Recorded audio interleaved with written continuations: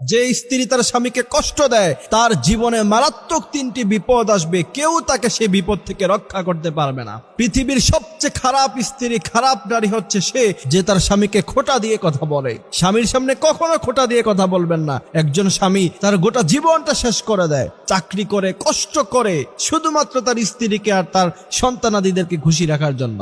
বিশেষ করে নারীদেরকে বলছি, আপনারা কখনো আপনাদের স্বামীদেরকে অন্য কারোর সাথে কম্প্রোমাইজ করবেন না, দৃষ্টান্ত করবেন না যে অমুক ভাই তো তার স্ত্রীকে অনেক কিছু দেয়, তুমি আমাকে কি দিয়েছ, এরকম কথা কখনো আপনার স্বামীকে বলবেন না।